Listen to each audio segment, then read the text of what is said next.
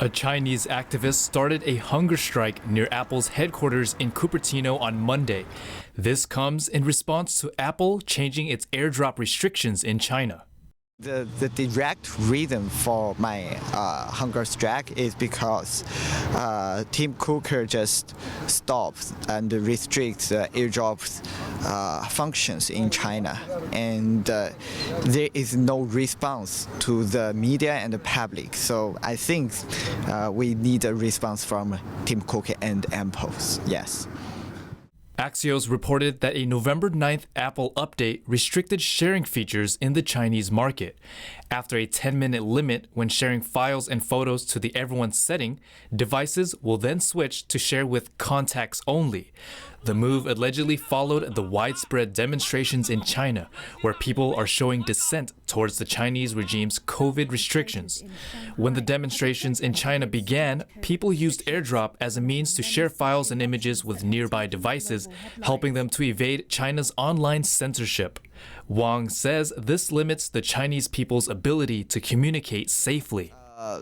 In China, the people only are allowed to use AirDrop for 10 minutes. It's ridiculous.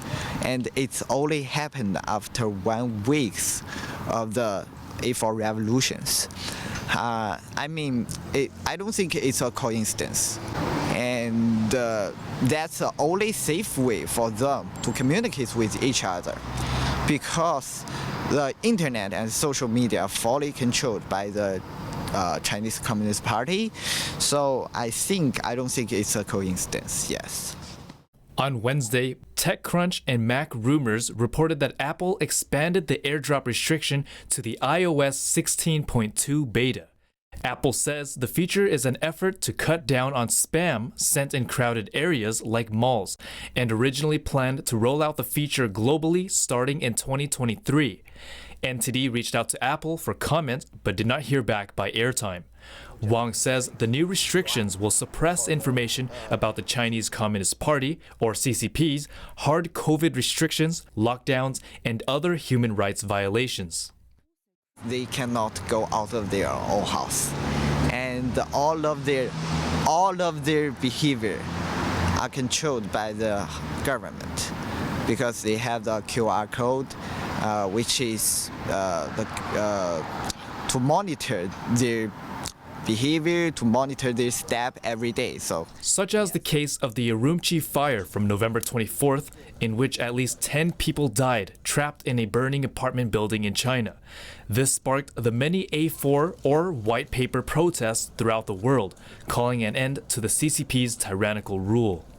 Right now, if we don't pay attention to it, they will just expand and expand, and one day the human rights in the United States will be affected, yes. Wang flew in from out of town and would like for several demands to be met. The first demand for us is stop exploitations labor rights in China.